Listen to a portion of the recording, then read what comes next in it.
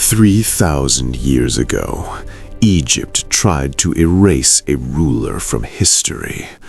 Her name was carved into stone, then violently removed. Her statues were destroyed, her monuments ignored, and her legacy buried beneath desert sand. Not because she was weak, but because she proved something that terrified the ancient world. She was a woman who became Pharaoh. This is the story of Neferusobek, the forgotten ruler of Egypt.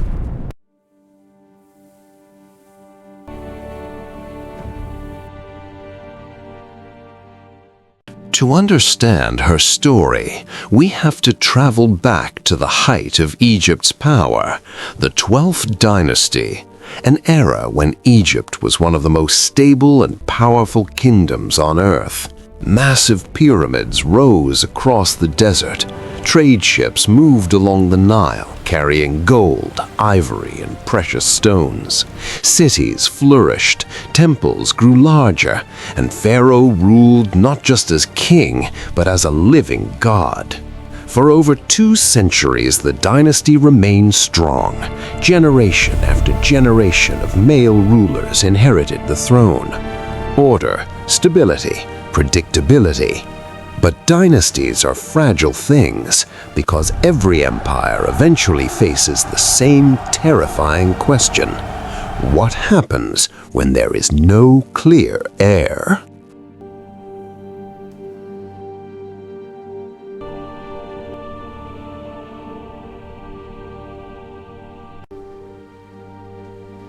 Near the 12th dynasty, that exact crisis began to unfold. One pharaoh died, another ruled only briefly, then another, each reign shorter than the last. The royal bloodline was weakening. Inside palace walls, powerful nobles began whispering. Generals quietly considered their options. Priests watched nervously as the sacred balance of Maat, the order of the universe, began to crack. Because if Egypt lost its ruler, the entire empire could collapse. And then something happened that no one expected. Instead of a prince stepping forward, a woman did.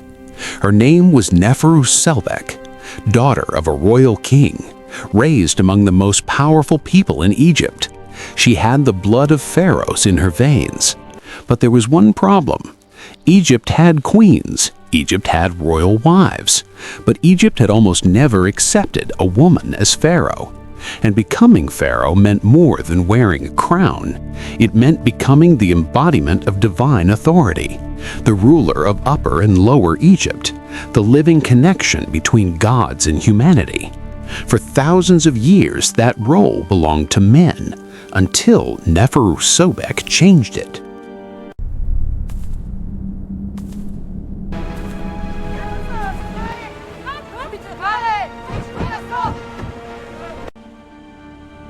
Neferusobek did something bold, something unprecedented. She crowned herself pharaoh, not as a placeholder, not as a regent ruling for a child, but as the full ruler of Egypt. Her name entered the official royal titulatory. Her cartouche appeared on monuments. Her authority was carved into stone. She wore the double crown of Upper and Lower Egypt, and Egypt obeyed. But ruling was far more dangerous than claiming the throne, because power attracts enemies, especially when that power breaks centuries of tradition. Some nobles supported her, others accepted her rule reluctantly, and some waited in silence, waiting for failure, waiting for proof that Egypt needed a man on the throne again. Neferusobek understood this, which is why she ruled carefully, strategically. She strengthened temples, maintained trade routes, kept the economy stable, and most importantly, she preserved peace during a time when Egypt could easily have collapsed into chaos.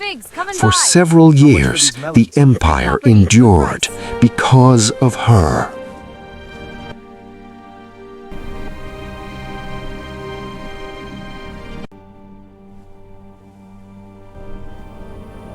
But after Neferusobek's reign, something strange happened. Her story begins to disappear. Later royal records barely mention her. Some king lists skip directly over her rule. Monuments connected to her are rare, almost as if history itself was slowly pushing her into the shadows. This kind of disappearance wasn't unusual in ancient Egypt. Pharaohs sometimes erased rivals, destroyed monuments, rewrote history. But Neferusobek wasn't a failed ruler. She had stabilized the kingdom. She had ruled successfully, which raises an unsettling possibility. Maybe the problem wasn't what she did. Maybe the problem was what she represented. A woman who had successfully ruled Egypt as Pharaoh. If that idea spread, if it became accepted tradition, then the ancient rules of royal power would change forever. And powerful people rarely allow traditions like that to change easily. So, over time, her memory faded, her monuments weathered, her story sank beneath the sands of Egypt. For centuries, Neferusobek remained almost completely forgotten. Then, archaeology changed everything. Modern excavations began uncovering fragments of the past, broken statues, temple inscriptions, cartouches bearing a royal name, Neferusobek. Each discovery added another missing piece to the puzzle. Slowly, the forgotten pharaoh began to return to history. Researchers realized something extraordinary. She wasn't just a queen. She wasn't just a temporary ruler. She had officially reigned as pharaoh at the end of the 12th dynasty, holding the throne during one of the most fragile moments in Egypt's history. Without her, the dynasty may have collapsed even sooner. Instead, she held the kingdom together, just long enough for history to move forward. Even today, many questions about Neferusobek remain unanswered. Where was her tomb? What truly happened at the end of her reign? Did political enemies erase parts of her legacy? Or did later generations simply ignore a ruler who didn't fit their idea of a pharaoh? The truth may still be buried somewhere beneath Egypt's deserts, waiting to be discovered, just like her story once was. History tried to erase her, but history is stubborn. Stone remembers, the desert preserves secrets, and eventually the truth rises again. Neferusobek, the forgotten pharaoh, forgotten for 3,000 years, but not anymore. Thanks for staying this long. Like, comment, and don't forget to subscribe. More stories to come.